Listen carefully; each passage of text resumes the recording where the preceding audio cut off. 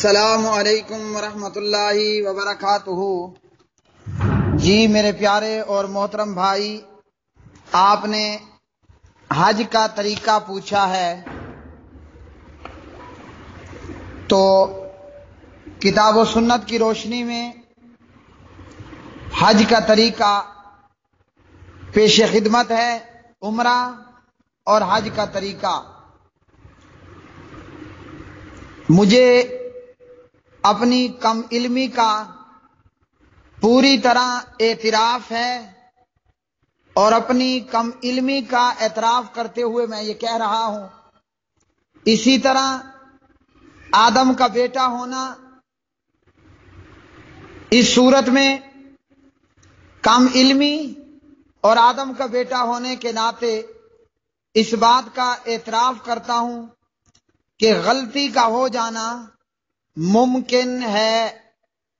حج بیت اللہ چونکہ اسلام کے 5 ارکان میں سے ایک عظیم رکن ہے،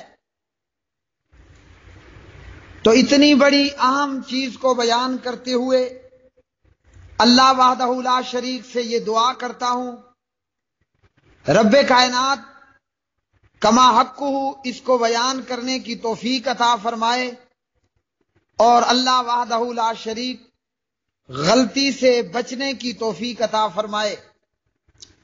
اپنی کم علمی اور آدم کا بیٹا ہونے کی وجہ سے غلطی کا امکان ہے۔ اہل علم جس بات میں غلطی دیکھیں، اصلاح فرما کر ان اللہ ماجور ہوں، اور اللہ انہیں جزائے خیر سے نوازے۔ اعوذ باللہ من الشیطان الرجیم۔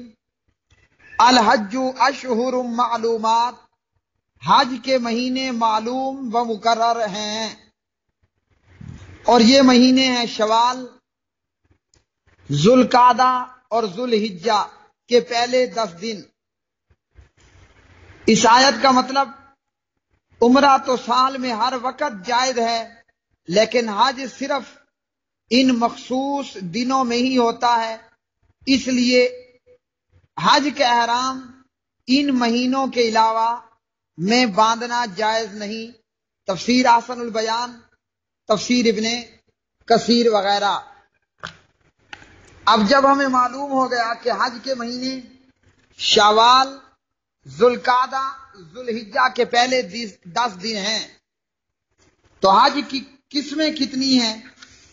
حج کی ایک قسم، پہلی قسم حج تمتع۔ حج تمتع سے مراد حج کے مہینوں میں، یعنی شوال، ذوالقعدہ، ذوالحجہ، حج کے مہینوں میں عمرے کا احرام باندھ کر مکہ میں داخل ہونا، پھر عمرہ کر کے احرام اتار دینا، اور پھر غیر محرم ہی رہنا حتیٰ کہ ایام حج میں حج کرنا، اور حج تمتع کے اندر قربانی کا کرنا ضروری ہے۔ جس کے پاس قربانی کی طاقت نہ ہو وہ 10 روزے رکھے گا، 3 ایام حج میں، اور 7 جو ہے وہ اپنے گھر لوٹ کر۔ سورۃ البقرہ پارہ نمبر 2۔ فَمَسْتَيْسَرَ مِنَ الْهَدْيِ فَمَن لَّمْ يَجِدْ فَصِيَامُ 3 أَيَّامٍ فِي الْحَجِّ وَسَبْعَةٍ إِذَا رَجَعْتُمْ تِلْكَ 10 كَامِلَةٌ۔ تو حج تمتع میں قربانی کرنا ضروری ہے۔ قربانی نہ ہونے کی صورت میں، قربانی کی طاقت نہ رکھنے کی صورت میں پھر 10 روزے رکھنے ہیں، اس ترتیب سے۔ نمبر 2، حج قران۔ حج قران سے مراد میقات سے عمرے اور حج دونوں کا احرام باندھنا۔ احرام باندھنے کے بعد مکہ پہنچ کر عمرہ کرنا، سعی کے بعد نہ بال اتروانا نہ ہی احرام کھولنا، بلکہ حالت احرام میں ہی ایام حج کے انتظار میں رہنا، حتیٰ کہ پھر ان ایام میں حج مکمل کرنا ہے۔ حج قران کرنے والے پر بھی قربانی واجب ہے، اور جو قربانی کی طاقت نہیں رکھتا وہ 10 روزے رکھے گا۔ قربانی اگر ساتھ لے جائے تو بہتر ہے، کیونکہ یہی مسنون طریقہ ہے۔ اس میں 3 طواف، طواف عمرہ، طواف حج، طواف وداع ہے، اور 2 سعی، ایک عمرے کی اور ایک حج کی ضروری ہے۔ نمبر 3، حج افراد۔ افراد سے مراد اکیلا حج کرنا، میقات سے یا مکہ والا، مکے میں جہاں موجود ہے میقات کے اندر، وہیں سے وہ احرام باندھ کر تمام مناسک حج سر انجام دے، اس سے حج افراد کہتے ہیں، اور اس کے اندر قربانی واجب نہیں ہے۔ اس کے بعد میرے پیارے بھائی، عمرے کے ارکان، احرام یعنی میقات پر سے نیت کرنا، بیت اللہ کا طواف اور سعی، اسی طرح واجبات عمرہ، احرام کی چادر باندھنا، اور سعی مکمل کرنے کے بعد بال کٹوانا یا سر منڈوانا، حلق یا تقصیر۔ ارکان حج، احرام باندھنا یعنی میقات سے نیت کرنا، عرفہ میں ٹھہرنا، طواف زیارت یعنی طواف افاضہ کرنا، سعی کرنا۔ واجبات حج، میقات سے احرام باندھنا، غروب آفتاب تک عرفہ میں ٹھہرنا، مزدلفہ میں رات گزارنا، ایام تشریق کی راتیں مینا میں گزارنا، کنکریاں مارنا، بال مڈوانا یا کٹوانا، اور طواف وداع کرنا۔ اس میں میرے پیارے بھائی، اگر عورت کو طواف زیارت کے وقت میں حیض آ جائے، یعنی طواف افاضہ میں ان دنوں میں اگر حیض آ جائے، تو وہ عورت جب حیض سے پاک ہوگی تب وہ طواف زیارت کرے گی، اور طواف افاضہ یا زیارت کے علاوہ باقی تمام مناسک حج ادا کرے گی۔ اگر کوئی ایسا مسئلہ پیش ہوا کہ عورت کے لیے رکنا ممکن نہیں ہے اور اس نے طواف زیارت کرنا ہی ہے کیونکہ یہ حج کا رکن ہے، تو مجبوری کی صورت میں وہ حالت حیض کے ساتھ ہی بیت اللہ کا طواف کر لے گی، جب اس کے لیے مکہ میں رہنا رکنا ناممکن ہو۔ ابن باز رحمہ اللہ وغیرہ۔ اسی طرح طواف وداع، اگر عورت کو طواف وداع کے دنوں میں حیض آ جاتا ہے اور اس کے لیے رکنا ممکن نہیں ہے، تو وہ بنا طواف وداع کیے چلی جائے گی، اس کا حج مکمل ہوگا۔ فتاوی اسلامیہ وغیرہ۔ ممنوعات احرام، مرد آدمی سلے ہوئے کپڑے نہیں پہنے گا، اسی طرح سر کو نہیں ڈھانکے گا، اسی طرح بال یا ناخن وغیرہ نہیں کاٹے گا، حالت احرام میں خوشبو نہیں لگائے گا، منگنی یا نکاح نہیں کرے گا۔ اسی طرح ممنوعات احرام میں عورت کے لیے کہ وہ نقاب اور دستانے استعمال نہیں کرے گی۔ اسی طرح حالت احرام میں حاجی مرد و عورت خشکی کا شکار نہیں کرے گا۔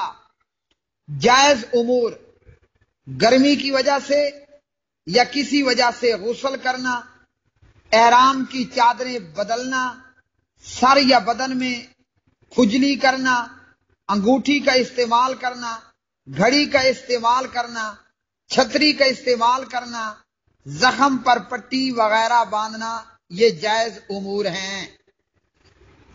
اب اس کے بعد میرے پیارے بھائی، میقات پہ پہنچ کر حاجی کیا کرے گا؟ میقات پہ پہنچ کر حاجی حج کا احرام باندھے یا عمرہ کرنے والا، دونوں صورتوں میں حاجی جب میقات پر پہنچ جائے اس کو چاہیے کہ وہ غسل کرے، اور اگر جہاز یا گاڑی وغیرہ پر ہے تو پہلے سے ہی وہ غسل کر سکتا ہے۔ احرام باندھنے سے پہلے خوشبو لگائے، کیونکہ نبی صلی اللہ علیہ وسلم نے احرام سے پہلے غسل کیا، خوشبو وغیرہ لگائی اور پھر احرام باندھ لیا، حالت احرام میں خوشبو نہیں لگانی۔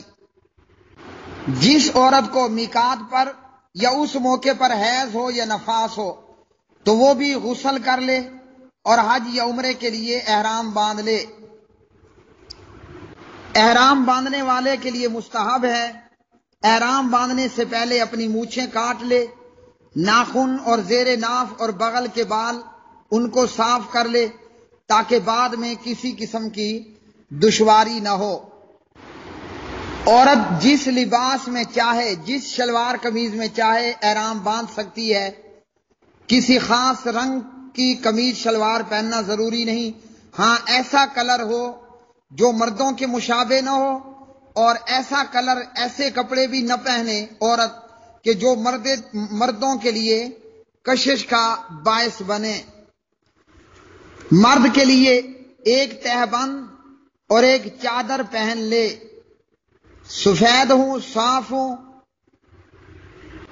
اسی طرح میقات پہ حاجی ہے یا عمرہ کرنے والا، وہ لفظوں کے ساتھ نیت کرے حج عمرے کی۔ مثال کے طور پر یوں کہے لبیک عمرتن، یا یہ کہے اللہم لبیک عمرتن۔ اور اگر حاجی ہے تو یہ نیت کرے لبیک حجن، یا یہ کہے اللہم لبیک حجن۔ اور اگر حج تمتع کرنے والا ہے تو پھر کہے اللہم لبیک عمرتن وحجن۔ سنت یہ ہے کہ میقات کے اوپر ہی مرد احرام باندھے اور یہیں پر ہی وہ نیت کرے۔ اگر جہاز وغیرہ پر یا گاڑی پر ہے تو وہ میقات سے پہلے بھی احرام باندھ سکتا ہے۔ اسے جہاز میں یا گاڑی پر بتایا جائے گا کہ چند منٹ بعد میقات آنے والا ہے۔ جیسے ہی میقات کے آنے کا اعلان کیا جائے، حاجی ان الفاظ کے ساتھ نیت کرے اور تلبیہ کہے لبیک اللہم لبیک پورا۔ تلبیہ کب ختم کیا جائے؟ عمرہ کرنے والا دوران عمرہ طواف شروع کرنے سے پہلے تلبیہ ختم کر دے۔ ابن عباس رضی اللہ عنہما فرماتے ہیں نبی صلی اللہ علیہ وسلم عمرے میں جب حجر اسود کا استلام کرتے تو تلبیہ ختم کر دیتے۔ اسی طرح اگر حاجی ہے تو دوران حج جمرہ عقبہ کو پہلے شیطان کو کنکریاں مارنے کے بعد تلبیہ ختم ہو جائے گا۔ میقات کا بیان۔ ذوالحلیفہ مدینے والوں کے لیے، جسے آج کل ابیار علی کہا جاتا ہے، جوفہ اہل شام کے لیے، قرن المنازل اہل نجد کے لیے، لم اہل یمن کے لیے، ذات عرق اہل عراق کے لیے۔ حاجی کے لیے میقات سے بغیر احرام کے گزرنا حرام ہے۔ یہ میقات ان سب لوگوں کے لیے بھی ہیں جو حج عمرے کی نیت سے ان میقاتوں سے گزریں، اور جو شخص بھی مکہ جانے کے لیے حج یا عمرے کی نیت سے ان میقاتوں میں سے کسی ایک سے گزرے گا، اس کے لیے ضروری ہے یہاں سے احرام باندھ لے۔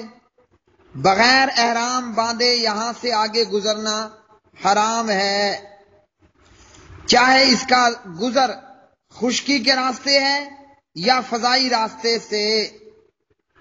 اور جن لوگوں کا مکان، جن کی رہائش ان میقات کے اندر موجود ہے تو وہ اپنی رہائش گاہ سے ہی حج کے لیے احرام باندھیں گے۔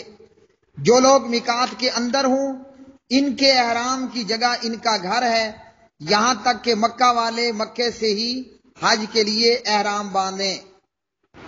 جس حاجی کے پاس حج کے مہینوں میں جانور ساتھ ہو وہ حج قران کی نیت کرے، اور جس کے پاس جانور موجود نہیں وہ حج تمتع کی۔ عذر اور خوف کی وجہ سے مشروط احرام باندھنا بھی جائز ہے۔ اگر حاجی کو اپنی بیماری یا دشمن کے خوف کی وجہ سے حج کی عدم ادائیگی کا خوف ہو تو وہ یوں کہے اگر کوئی عذر رکاوٹ مجھے لاحق ہوئی تو میں وہیں حلال ہو جاؤں گا جہاں میرا عذر مجھے روک دے۔ ایسا کرنے کا فائدہ یہ ہوگا کہ اگر اسے حالت احرام میں کسی بیماری یا دشمن کی رکاوٹ کا کوئی عارضہ پیش آ جائے تو اس کے لیے حلال ہونا جائز ہے اور اس پر کوئی فدیہ نہیں ہوگا۔ اس کے ماں سوا اگر کسی نے یہ کام کیا تو اس کو فدیہ دینا پڑے گا۔ حالت احرام میں مرد سلا ہوا کپڑا نہیں پہنے گا، عورت دستانے اور نقاب نہیں کرے گی، پردہ نہیں کرے گی، الا یہ کہ بغیر سلی چادر منہ پہ ڈال سکتی ہے یا سائڈ پہ کر کے چہرے کو چھپا سکتی ہے۔ اسی طرح حاجی کے لیے جائز ہے کہ وہ اپنے تہ بند کی گرہ باندھ لے تاکہ وہ کھلے نہ۔ عورت کے لیے دستانے وغیرہ استعمال کرنا بھی حرام ہے۔ عورت جو چادر اپنے چہرے کے آگے کرے اگر وہ چہرے پر لگتی رہے کوئی حرج نہیں ہے، سلا ہوا کپڑا نہ ہو۔ جب حاجی حج تمتع کرنے والا، حج قران کرنے والا مکہ میں پہنچ جائے، مسجد حرام میں پہنچے تو سنت کے مطابق دایاں پاؤں مسجد میں داخل کرے اور یہ دعا پڑھے، بسم اللہ والصلاۃ والسلام علی رسول اللہ، اعوذ باللہ العظیم وبوجہہ الکریم وسلطانہ القدیم من الشیطان الرجیم، اللہم افتح لی ابواب رحمتک۔ یہ دعا پڑھے اور اس کے بعد جب بیت اللہ کے پاس پہنچے، اگر یہ تمتع یا قران کرنے والا ہے تو طواف شروع کرنے سے پہلے لبیک بند کر دے، لبیک اللہم لبیک بند کر دے۔ اب یہ سب سے پہلے حجر اسود کے سامنے آئے، حجر اسود کو اپنے سیدھے ہاتھ سے چھوئے، اگر ممکن ہو تو بوسہ دے، لیکن کسی کو دھکا دے کر تکلیف نہ پہنچائے۔ حجر اسود کو چھوتے وقت بسم اللہ واللہ اکبر یا اللہ اکبر کہے۔ اگر بوسہ دینا مشکل ہو تو ہاتھ یا چھڑی سے اس کو چھوئے، پھر اپنی چھڑی یا ہاتھ کو بوسہ دے۔ اگر یہ بھی مشکل ہو تو رش کی وجہ سے دور سے ہی بیت اللہ حجر اسود کی طرف اشارہ کرے، لیکن جس چیز سے اشارہ کرے اس کو بوسہ نہ دے۔ طواف بیت اللہ کے لیے ضروری ہے کہ حدث اصغر اور حدث اکبر سے پاک ہو، یعنی پڑ پھوسی وغیرہ بھی نہ نکلی ہوئی ہو، وضو برقرار ہو، اور اسی طرح جنابت یا حیض کی حالت میں بھی حاجی حج کرنے والا مرد اور عورت حیض کی حالت میں نہ ہو۔ یہ طواف قدوم ہے، اس میں سبھی طوافوں میں 7 چکر لگانے ہیں۔ پہلے 3 چکروں میں رمل کرے اور آخری 4 چکروں میں آہستہ آہستہ چلے، اور اسی طرح اپنا دایاں کندھا ننگا رکھے۔ طواف کے ہر چکر حجر اسود سے شروع کرے اور اسی پر ہی ختم کرے۔ اگر دوران طواف وضو ٹوٹ جائے، جا کر وضو کرے، جس چکر میں وضو ٹوٹا تھا اسی چکر کو دوبارہ شروع کرے۔ جماعت کھڑی ہو گئی، نماز پڑھے، جس چکر میں چھوڑا تھا اسی چکر سے دوبارہ حجر اسود سے شروع کرے۔ اگر طواف کے چکروں میں شک پڑ گیا کتنے چکر لگائے تو کم سے کم پر یقین کرے، یعنی 4 کا شک ہے تو 3 پہ کر لے، بقایا کو آگے پورا کرے۔ بیت اللہ کا طواف پورا کرنے کے بعد 2 رکعت نماز کہیں بھی مسجد حرام میں پڑھ لے، پھر چادر کو طواف کے بعد چادر اپنے دونوں کندھوں پر رکھ لے اور چادر کے کناروں کو سینے پر لٹکا لے۔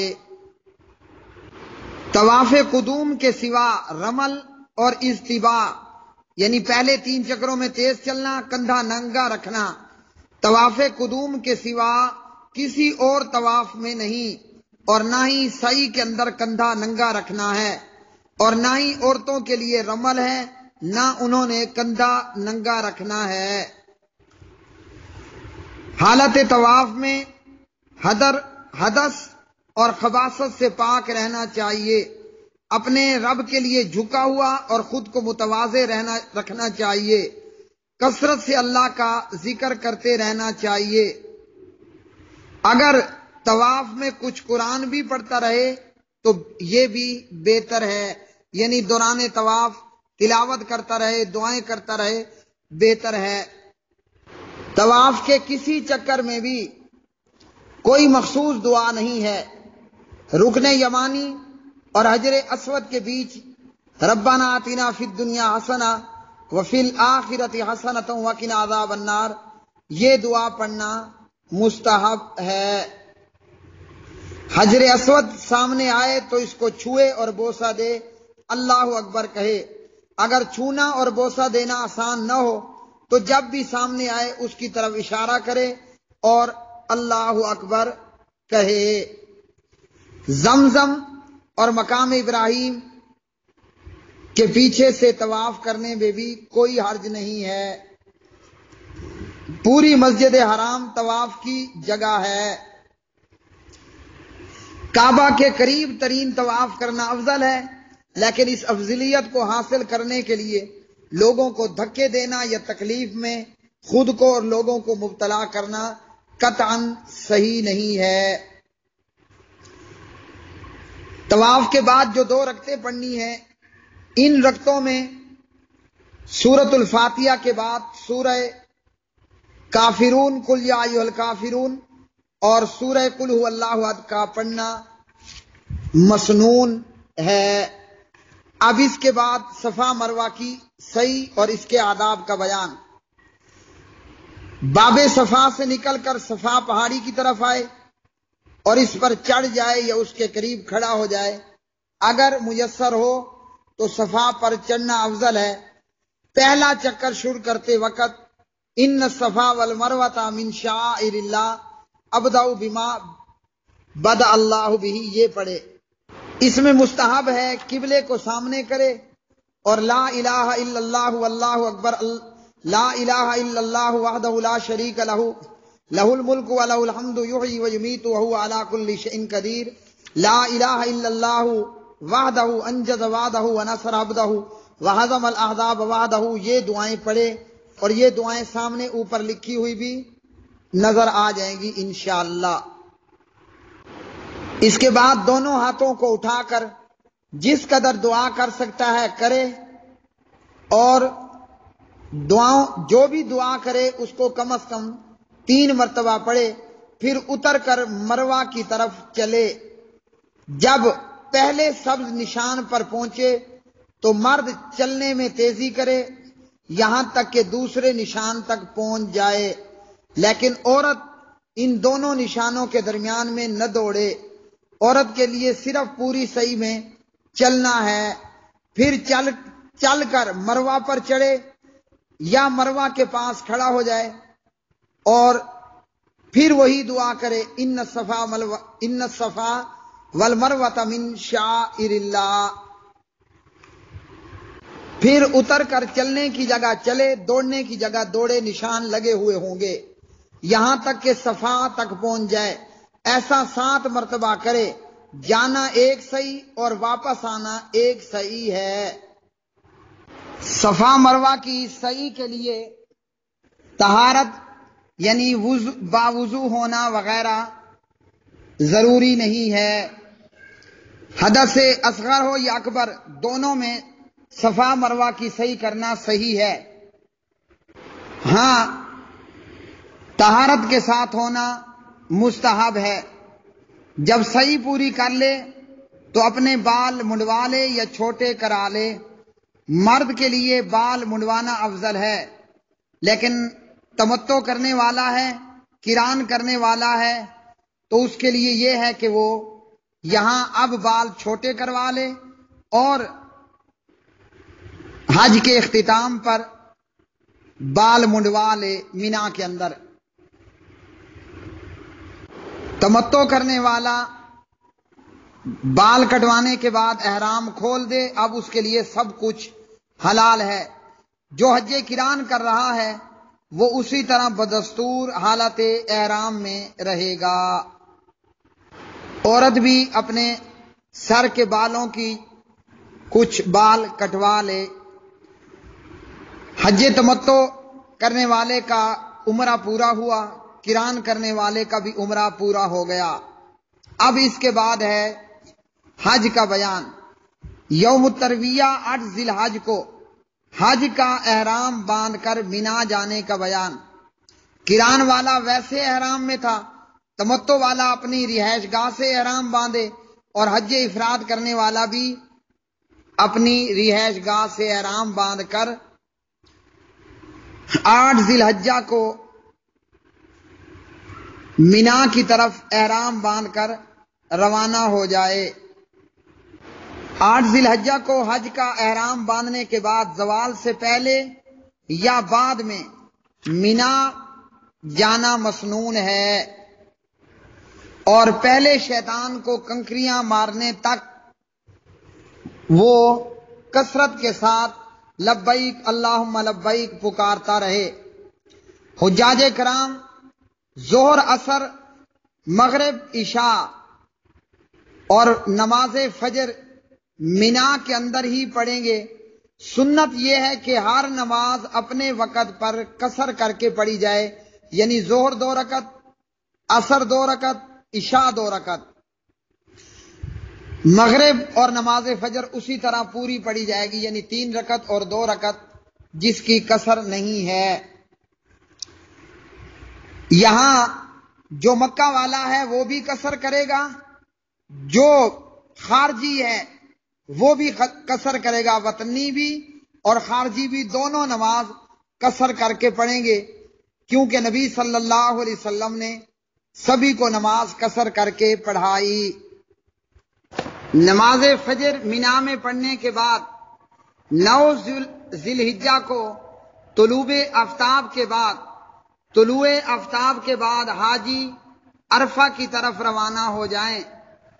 عرفہ پہنچ کر امام حج خطبہ دے، لوگوں کو تقوی کی، توحید الہی کی، اخلاص فی العمل کی تاکید کرے، اور کتاب اللہ سنت رسول اللہ صلی اللہ علیہ وسلم کی روشنی میں ان کو نصیحت کرے۔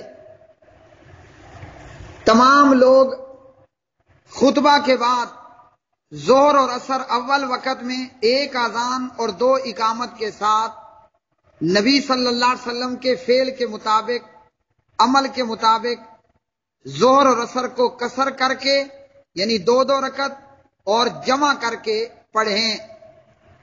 اس کے بعد لوگ میدان عرفات میں وقوف کریں،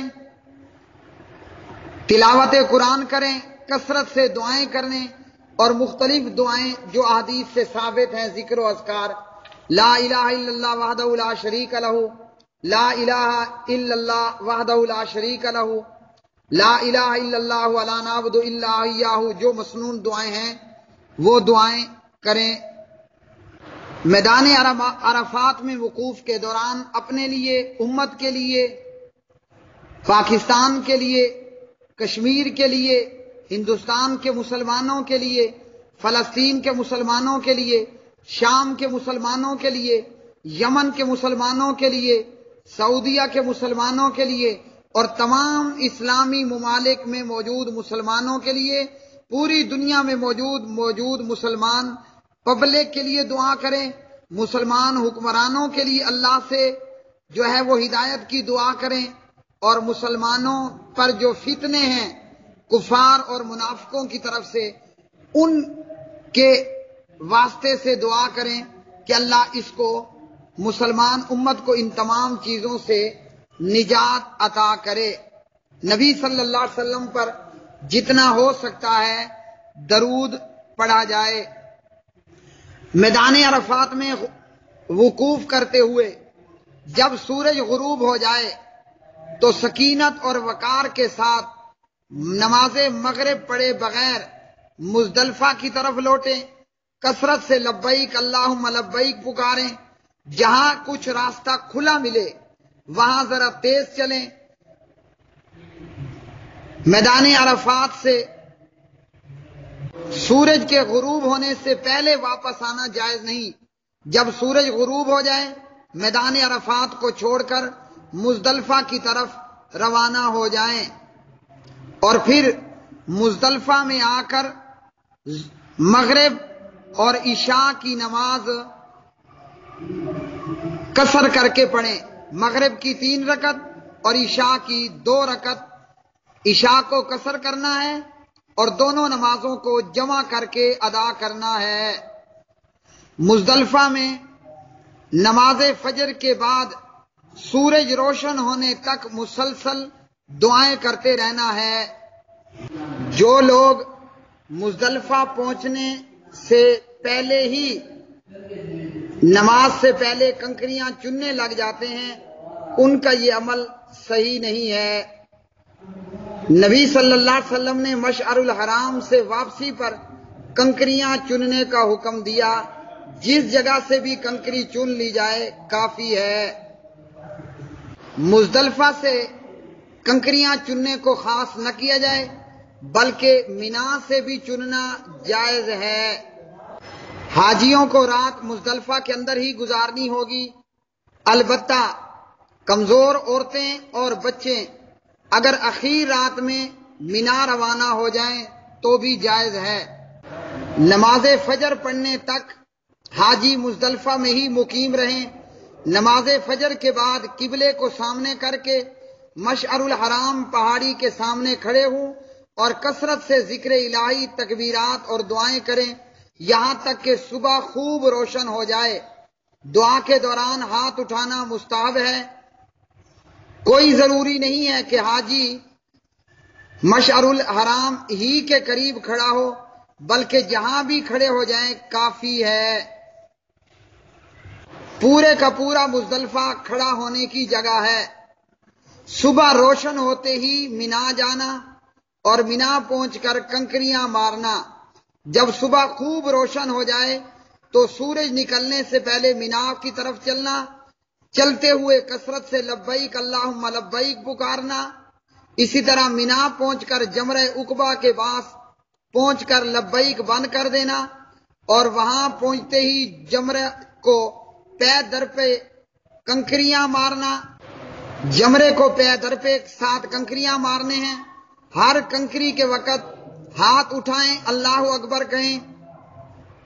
کنکریاں چنے سے کچھ بڑی ہونی چاہیے، چنے کے دانے سے۔ نہ جوتی مارنی ہے نہ بڑے بڑے پتھر اٹھا کر مارنے ہیں۔ کنکریاں مارنے کے بعد قربانی کا جانور ذبح کریں۔ ذبح کرتے وقت بسم اللہ اللہ اکبر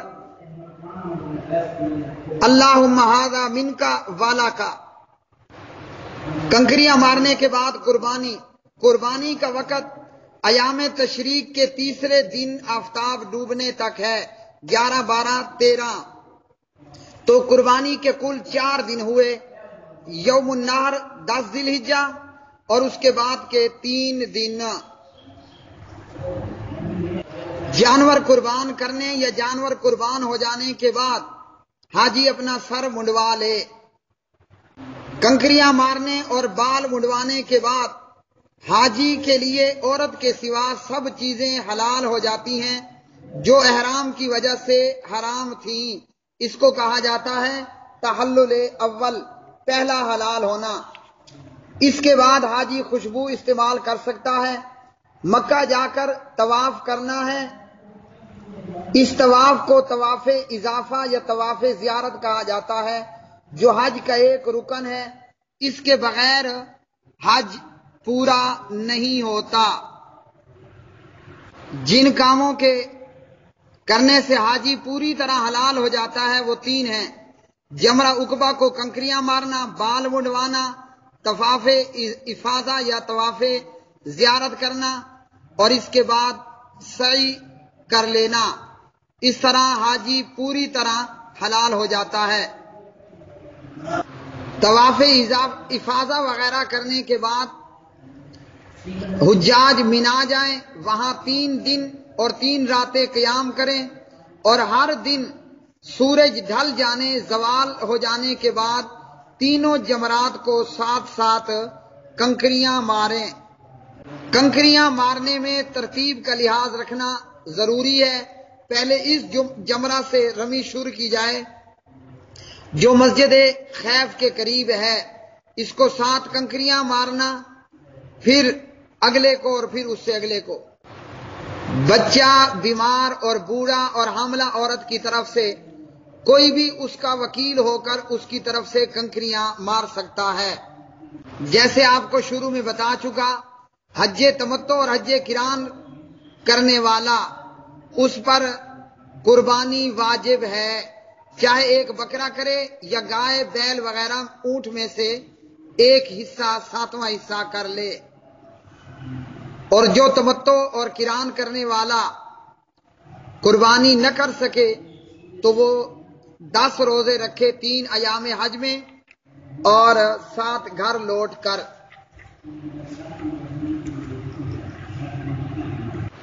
حج تمتع کرنے والا اور حج قران والا طواف افاضہ، طواف زیارت کے ساتھ صحیح کرے گا۔ میرے پیارے بھائیوں، یہ حج عمرے کا طریقہ تھا۔ کم علمی کا اعتراف ہے، ابن آدم ہونے کی حقیقت کا اعتراف ہے، غلطی کی گنجائش موجود ہے۔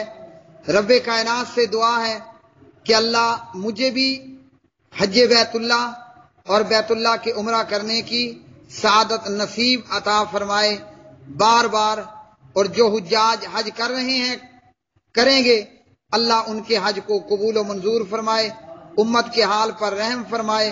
ھذا ما عندی واللہ تعالی عالم بالصواب۔